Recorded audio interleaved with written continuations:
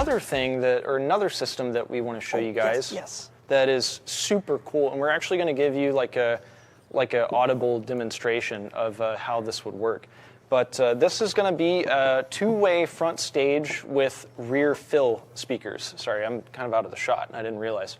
But rear fill is one way for our shops to sell more speakers, but it also adds like ambience to the sound system. So you've got your front stage, all the important information's coming from in front of you, and then rear fill is just going to add the ambience in the back of like your auditorium as if you were listening to music. So you can hear the sound like echo off the back of the auditorium. And I sounded like Porky Pig for a second there. But anyway, it's a really cool feature. So yeah, right. So I'm going to go and reset the amplifier. We can start from scratch, and I'm just going to kind of talk you guys through it as I run through it. In this example, we're using a coax for the rear fill, and we're going to do that just because it's full range. I don't put any rear speakers in my builds. But if you want a full range sound in the back, there's no need to spend the money on a woof and tweeter. Of course, we'd like to sell you more speakers, but a coax is a great way to do the rear fill that he's about to show you. Okay, so in this case, we're going to put our tweeters again on amp 3, since it's the lower powered channel. So I'm going to come here and set my high pass to 5K, or 3,500 I think was our recommended. Yep, 35, right? Yes sir. So our tweeters set to 5K, Linkwitz-Riley.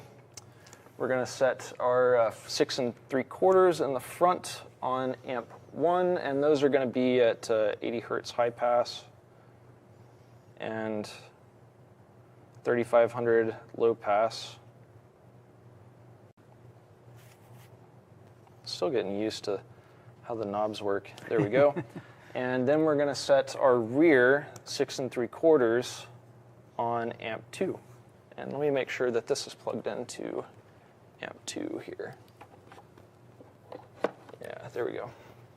Okay, so now what we're going to do is leave this full range since it's a coax, but then we're going to come in here and we're going to push channel mode and change it to left minus right. And that's going to take all of the front stage information essentially and remove it, and then you're left with everything that is just kind of like the ambience of the system. All the common information is gone, and then the ambience is left. So I'll go ahead and I'll play a track for you guys, and I'll flip it back and forth between mono left plus right and mono left minus right, so you guys can actually hear the difference.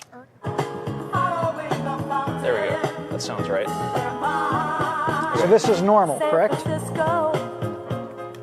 Yep. So this is mono left plus right. You guys can hear all the information.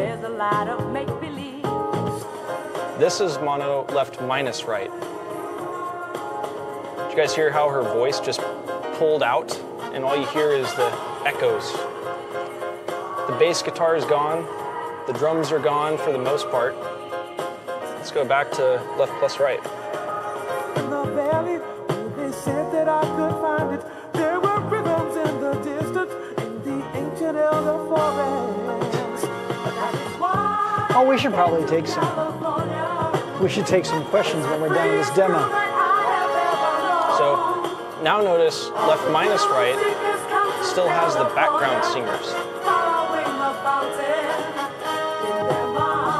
So super cool feature. So the other part of this is rather than rear fill, if you had a center channel and you wanted to have left, center, and right, you could take those two lower powered channels, bridge them to mono, and run a center mono channel, and then blend it with the gain trim so you get your proper staging. So that's another beauty of this amplifier, is the complete flexibility in being able to do a fully active three-way system, a two-way active system with the rear fill like we just showed you, or a two-way active system with a dedicated center channel.